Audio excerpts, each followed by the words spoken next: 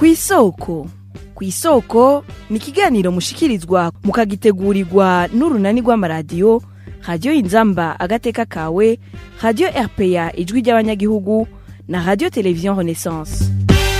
Umukuru w'igihugu Evariste Ndayishimiye aho yari New York mu nama igiriya 76 y'ibihugu bigize ishirahamwe mpuzamakungu ONU, mw'ijambo yashikirije yaragarutse ku kibazo c'imirwi y'iterabwoba.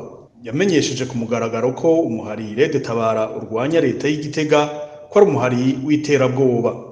None abaharanira agateka kazina muntu bavyiyumvira kwiki? Hoba hari inzira iciye mu mahoro kugira ngo harwanywe uwo muhari leta ivuga ko ari uw'iterabwoba? Inyishu ni muri kino kiganiro kw'isoko co kuri uwa gatandatu igenekerezo rya 25 Nyakanga umwaka w'ibihumbi 2021, mukaba mugishikirizwa na jewe Alexandre Niyungeko kaze.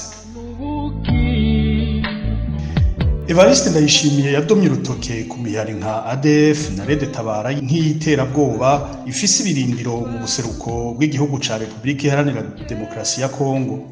Yongera ko ibangamiye akarere k'ibiyaga binini eka mbere n'isi yose. Nous sommes préoccupés par la prolifération du terrorisme dans la sous-région. Turarajwe ishinga n'igwirirana ry'iterabwoba mu karere k'ibiyaga binini. Abarigira ni migwi ADF na Red Tabara.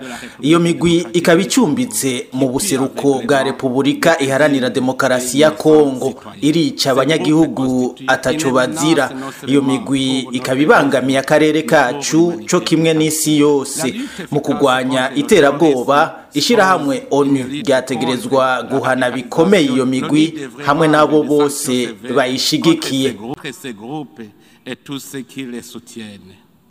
Amasaha 28 imbere umushikiriza manza umukuru wa Republika Sylvestre Nyandwi nawe nyene yari yagirije umurwi w'abarundi ko bari nyuma y'iterabwoba ribera mu Burundi biciye mu bitero vy'amagrenade mu gisagara ca Bujumbura na Gitega. Kubw'umukuru w'ishirahamwe APRODH mu bategetsi b'u Burundi bateye intambwe mu kwemanga ko bafise ababarwanya. Petero Karaveri Mbonimpa aributsa leta y'u Burundi bimwe mu bishikana kuri iyo nyifato. Ko Ndayishimiye ko hari imigwi y'iterabwoba kandi arabizi hari yari muri ONU. ONU niyo nyene yavuze yuko iremeza yuko imbonerakure ari umugwi w'iterabwoba. Bari mu gifaransa bavuze ngo inimirise. Inimirise nacyo nta kandi kazikora. Inimirise iza gutera ubwoba, ni iterabwoba. Muri icyo gihe rero nasabe ONU n'ibyaba byamunaniye kugwanya iyo mirise y'imbonerakure, ONU imufashe kugwanya izo mirise zose. Evariste Ndayishimiye yabaye umugwanyi, yagiye kubera iki yagiye mu ishamba ati ndagiye kugwana, nabe kijya cyamujanye n'abandi nicyo gishobora kubajana. Iyo umuntu yabuze yasaganiriza ryati umuntu unganirize akaba umutunganiriza, afata iyindi nzira abona ishobora kumurenganura. None rero ego umuntu w'umugwanyi yavyemeye ati ndi umugwanyi nagize umugwana nka leta yavyemera, none bumva yoreka gutera ubwoba gute? Petero Karaveri Mbonimpa ati inyishu iciye mu mahoro iracashoboka mu gihe abarundi buganira. Iyo wakweye ikibi ukarondera ubutungane ukabura, canke ukabura uwawe batwaye ukamubura, umuntu aguma ari umuntu, nta kindi agira, aguma yiyumvira ati mbe nanje urya muntu nobwihora gute. Hanyuma rero agarukane ibintu by'ibiganiro. Iyo mu gihugu hari abantu batanezerewe babona ko ibintu babakumiriye, muri icyo gihe kibatumvikana ko nta yindi nzira n'imwe ihari atari ibiganiro, kuko nabo nyene bajya bari ku butegetsi kuva kuri Nkurunziza. Iyo hatari ibiganiro nta n'umwe ari gupfa ashitse ku butegetsi, kuko ndakurahiye ajya amasezerano y'Arusha atagarutsweko naho boyahinyanyura, mugabo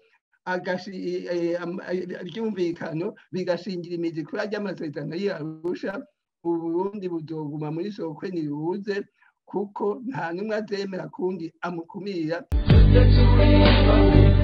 Mu kiganiro yahaye ikigabane ku isoko, umuvugizi w'umuhari Red Tabara aremeza ko uwo muhari wobazwa gusa igitero wagize ku kibuga c'indege citiriwe Melchior Ndadaye Bujumbura ku kuwa 18 ushiru wa 19 Nyakanga uyu mwaka akiyamiriza ibitero vy'amagrenade vyagizwe mu gisagara ca Bujumbura aho vyahitanye ubuzima bw'abantu abandi batari bake bagakomereka aho hakaba hari mu ntango zino ndwi. Uwo muhari ukavuga ko uharanira Uburundi burangwamwo iyubahirizwa rya kiremwa muntu n'intwaro rusangi. Naho duciye dusozerera kino kigabane ku isoko, ndabahaye isango kwa gatandatu uza. Alexandre Biyunge ko nije nakibashikirije naho ubutaha. Cyari kiganiro ku isoko.